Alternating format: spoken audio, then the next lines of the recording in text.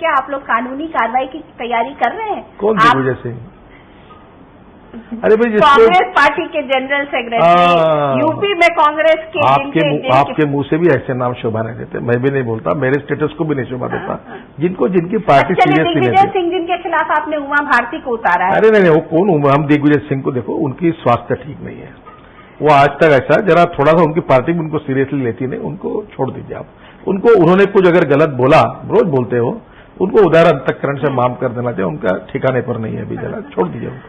आपकी पार्टी को नचनिया पार्टी कहते हैं और खुलाआम कह रहे हैं, मतलब जोर जोर से डंके की चोट पे कह रहे हैं कि ये बीजेपी क्या है, नचनिया पार्टी है। जाने दीजिए उसको, वो दिग्विजय सिंह की सेहत देखते हुए उनको माफ कर देना चाहिए। क्यों सेहत की? आप उनकी सेहत में क्या गड़बड़ी हो? वो जरा मैंने सुना है कि वो ठीक नहीं, छोड़ दीजिए। हमको देखिए, मैं बताता हूँ, देशभक्ति के गानों पर हमने 24 घंटे का अनशन किया था। अब तो 24 घंटे भाषण नहीं चल सकते। अब देशभक्ति के गानों पर अगर लोग झूमे तो वो नचनिया होती है, नाचते हैं, तो ये दिग्विजय सिंह जैसे नेताओं को लखलाप रहे ऐसे आर्गुमेंट, मुझे लगता है उसमें उसके ऊपर कमेंट करना भी मेरे स्टेचर को शोभा नहीं देता। मैं उनका नाम तक नहीं लेता। चलिए, मैंने माना, वो चिल्लर नेता है और वो जो ऐसे, उनकी पार्टी भी उनको ओन नहीं करती बहुत बार बोलने के बाद, और उनके ऊपर प्रतिक्रिया देना है ना अपने, मुझे ठीक नहीं लगता। आपका एक स्टेटमेंट आया था कि उनका मानसिक संतुलन बिगड़ गया दिग्विजय सिंह का। हाँ, थोड़ा सा ठीक नहीं होगा इसलिए ऐसा बोलते होंगे, तो इसलिए माफ कर दीजिए उनको, छोड़ दीजिए। उनकी पार्टी भी उनको 3 बार उनके बातों पर पलट चुकी है। ओसामा जी, अरे वो तो जैसे कांग्रेस पार्टी जो है वो अफजल गुरुजी, ओसामा जी, वो उनके कट्टर समर्थक है, उनके बारे में उनके मन में सद्भावना है। गडकरी जी, ये बताइए कि जिस तरीके से पार्टी का क्रिटिसिज्म हुआ, उभर के आए वो नाचने वाला दृश्य बार बार, क्योंकि सारे टेलीविजन कैमराज वहां पे थे, वहां नाच हुआ, राजघाट पर वो नाच हुआ है। सुषमा जी एक तत् की नेता है और जो गाना था वो देशभक्ति के गाने थे, और हमारे प्रॉब्लम 24 घंटे का हमने सत्याग्रह किया था।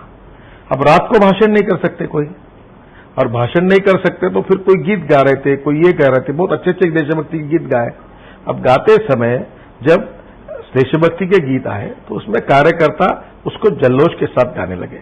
मुझे बताओ, रंग दे बसंती शोला, ये भगत सिंह का गाना अगर कोई गाते हैं, लड़के गाते हैं, लड़कियां गाते हैं, आप उनको नचनिया बोलोगे? तो अनशन किस लिए था? मुझे वो किस चीज के समर्थन में? पहली बात मैं आपको बता, तो वही एग्जैक्टली यही सवाल लोग पूछ रहे हैं। देखो, और ये सवाल हम एक और मैं बात बताऊं, आज की ही बात है कि शांता कुमार जी ने इंदौर में ये बोला है कि सुषमा जी को वहां पर नहीं डांस करना चाहिए था। देखिए, पहली बात मैं आपको बताता हूं कि जहां तक देशभक्ति के गाने के ऊपर वो नाच भी नहीं था, जोश के साथ अगर कोई थोड़ा खड़ा होकर कुछ कहते हैं और देशभक्ति की भावना व्यक्त करती है तो उसको उस प्रकार से लेना चाहिए। मसला थोड़ा सीरियस इसलिए हो गया क्योंकि लीडर ऑफ ऑपोजिशन थी। देखिए, मुझे बताइए, आखिर लीडर ऑफ ऑपोजिशन भी एक देशभक्त नागरिक है, देशप्रेमी है, राष्ट्रवादी है, तो कोई उसको डांस नहीं कहता, कोई नाच नहीं कहता।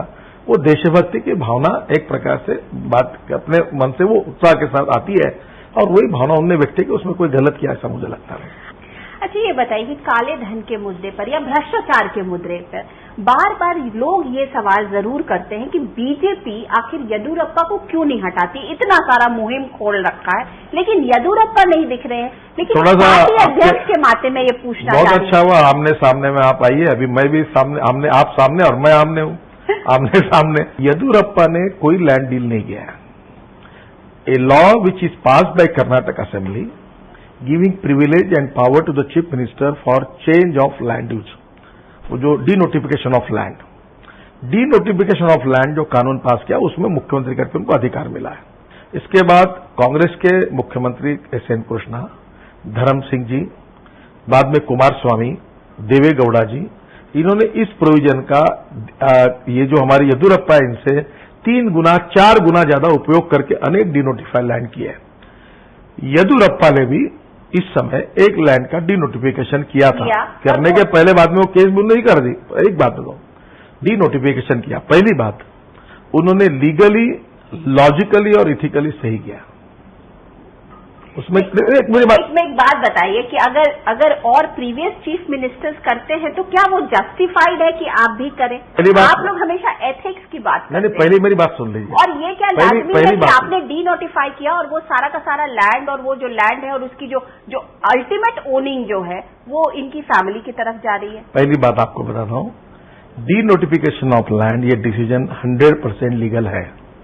उसमें थोड़ा सी बात जो है वो जिसके लिए मैंने कहा था कि ये जो लैंड थी ये उनके लड़के के नाम पर थी और लड़के के नाम पर जो लैंड थी उसका उनने डिनोटिफिकेशन किया। ये लीगल जरूर है, कोर्ट में गया तो भी जा सकता कोई, ये लीगल है, पर लड़के के लैंड के लिए अपने अधिकार को उपयोग करना ये अगर नहीं करते तो ठीक होता, ये मैंने कहा है। I always go by reality, I am never believe in perception. जो रियलिटी है उसका मैं असेसमेंट, मैंने पूरे कागज देखे, मैंने चेकिंग किया। केवल सब मीडिया कह रही है बदमाश है, ये चोर है, निकालो इसको, निकालो, मैं निकाल दूं, ये काम मैं नहीं करूंगा।